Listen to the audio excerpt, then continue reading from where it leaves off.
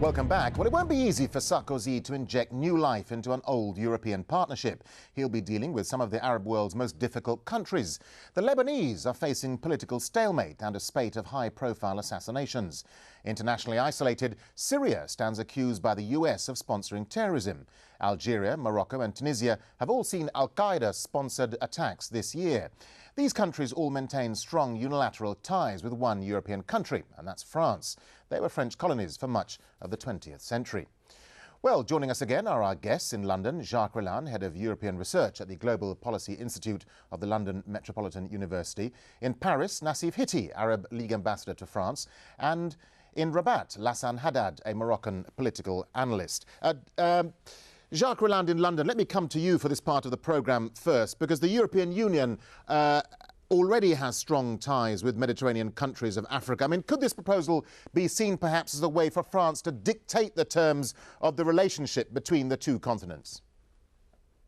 It could be perceived that way, and some European countries, especially in the north, seem to think that they have reservations.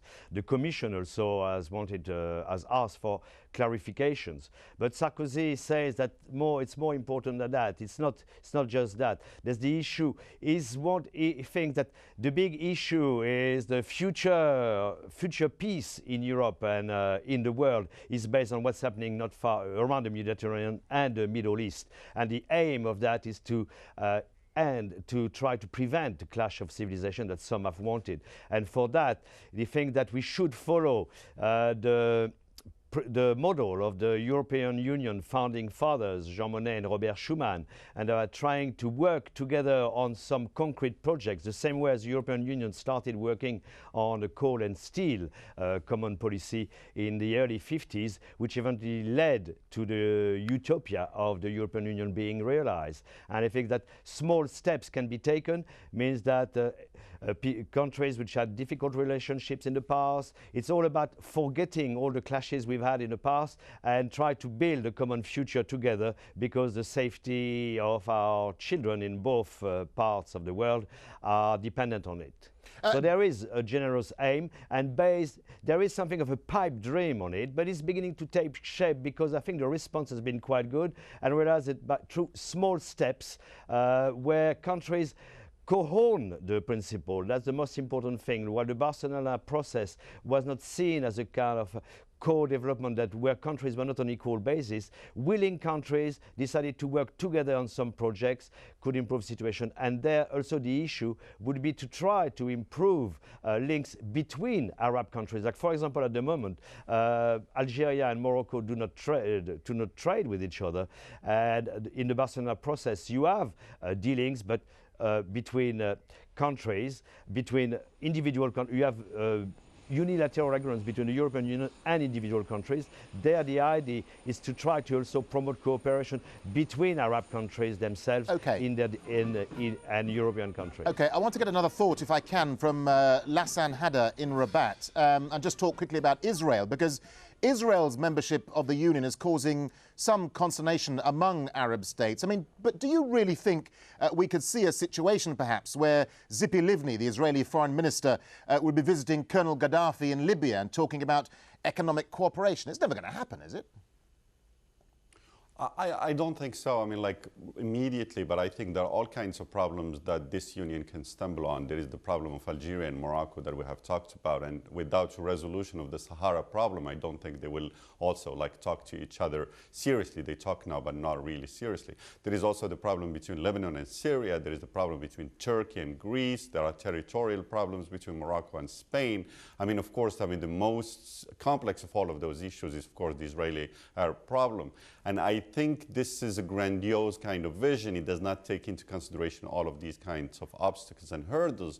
But I think what it aims to do is create enough economic and cultural interaction for those problems to find like background for solving those kinds of problems. You may say it's utopian, but I think the European Union also started that way. I mean, like there were all kinds of problems, and I think on the long run, I mean, there were solutions to them. And it's true that probably the assumptions behind this kind of union is that there could be a solution to the Sahara problem. There could be probably like the first steps towards a peace resolution between the Arabs and the Israelis.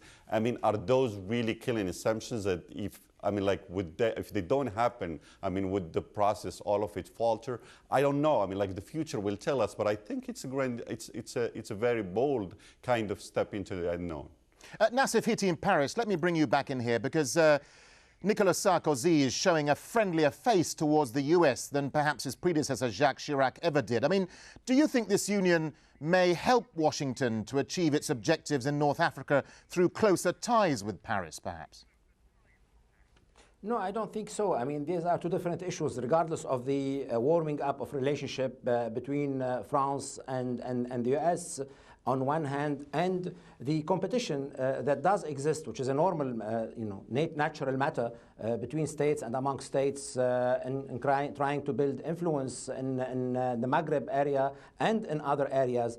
The aim of this matter is to redirect the European Union, particularly the Mediterranean European countries, from a certain moment in the last years where the European Union was turning more to the east because of enlargement, in terms of setting priorities, in terms of capitalizing on the east, to turn it back to the south, at least because of the countries, and especially of those countries such as France, whose interests lie to the south, meaning in the Mediterranean. That's a major matter. A second important issue that we must take into consideration, let's not try, as it happened at the very beginning of the Euromed process partnership, to put the cart in front of the horse.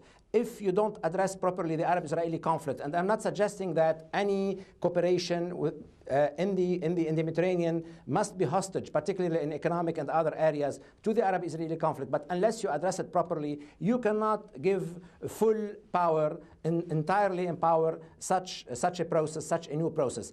I think also President Sarkozy, as he suggested, is going to visit all the countries concerned, and perhaps on the way to the official launching time, which will be the summit, as he suggested in his speech in Tanger, I think in June, whether it's in Marseille or in Paris, to launch it officially. But again, I would say it might be launched in a flexible way with different, as we say in French, à des vitesses différentes, with different speeds and with different focuses, trying to avoid, by learning from the lessons of the past of the European neighborhood policy and other policies, not to go straight into some certain key issues in the Mediterranean region that cannot be addressed by this matter. OK, we're slightly running out of time. I want to get a final thought, if I can, from Jacques Rolland in London and quickly talk about Turkey, because critics say that this perhaps is all about keeping Turkey out of the EU by offering a Mediterranean alliance instead. What's your thought on that, very briefly?